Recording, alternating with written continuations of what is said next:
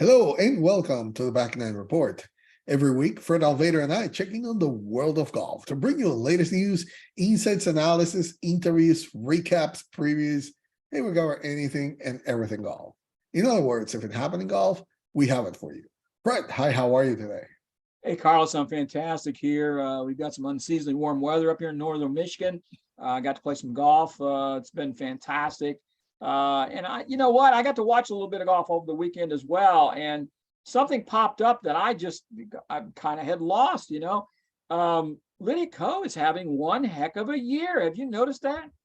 Yes, I do. And very stealthy, definitely because of what we have been expecting from her. But hey, she won, and it was the 18th of her LPGA career and second this season, tied her with Meg Mallon and Holly Stacey for 30th, winningest LPGA players in history.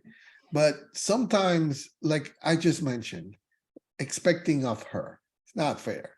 But whenever she wins, you tend to think about how much she won. I mean, she was just 17 years old when she became the youngest player ever to reach back number one back in 2015. And she won so much and so often in that young career that we were like, oh my God, she's going to be this amazing winner of all time. And after that, we saw all the changes she had to go through. She changed swings, she changed coaches. She had seasons without wins, tried different instructors, caddies.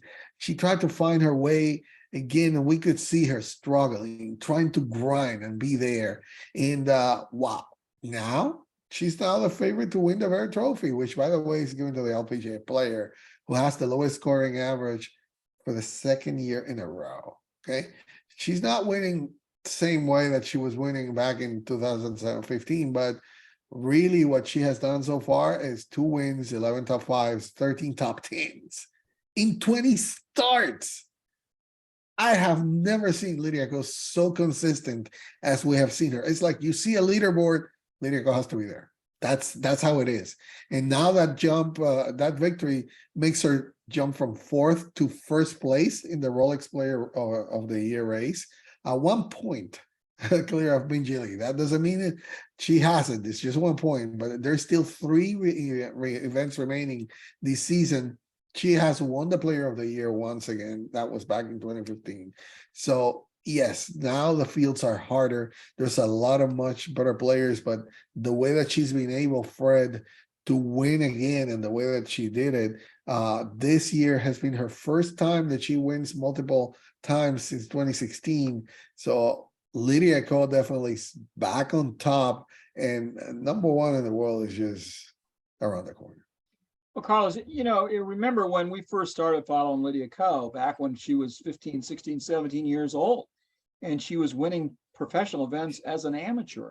She did it so cool and so calm. When she turned professional, it was just fairways and greens, fairways and greens. And I said at the time, Ben Hogan has been reincarnated as Lydia Ko. That was the kind of game she had. She was so consistent every shot. Play to the middle of green. If you make some putts, you win. Let the other people make the mistakes. You just keep playing. And that's the kind of golf I love, Carlos. I love to watch that. And she was perfect at it. Then, as you said, she went through all those changes. But even though she was struggling for those 2 or 3 years, you never saw her lose her cool. You never saw her complain. You never saw her whine or cry about anything. She is a class act. We've had the chance to talk to her a couple times. I always come away amazed. I talked to her when she's 17 years old, and you would think you were talking to a 30-year-old lady. I mean, she is so calm, so composed, just a wonderful, wonderful individual. And I'm so happy that she's having this kind of year, but it just kind of snuck up on me. I really didn't realize it. She's now over 2.3 million for the season. Over 14.5 million for her career. She's now number 3 on the Rolex World Ranking, and just a fraction, like just a few percentage points, a few tenths of a point behind Jin Young Ko, who's number 1. So if Lydia can have any kind of good finishes here in these last 3 events, I think she can end up number 1 on the Rolex ranking as well. as getting Player of the Year and CME Globe and all that stuff. So this is really phenomenal stuff. I mean, we've seen Tiger have some phenomenal years, no question about it, in the men's game. But Lydia Ko this year, phenomenal year, Carlos. Phenomenal. And finally, we get to see her again, winning and being just the way that we have expected her to be at the top of the leaderboards.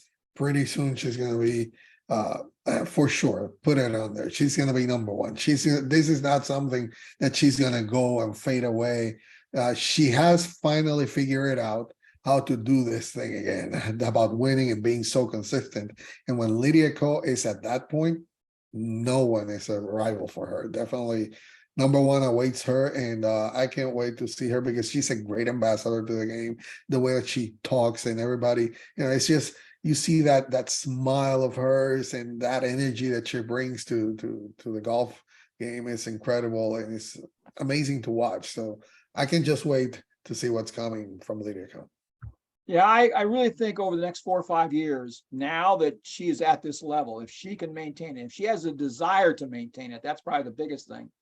I see her winning, another 4 or 5 majors over the next 4 or 5 years, and she could very much achieve Annika Sorenstam like success and status on the LPGA Tour.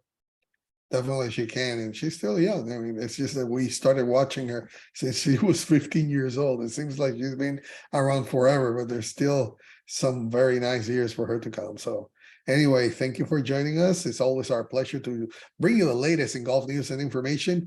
Remember to subscribe to our channel. It's right down there on the description. Thank you for joining us.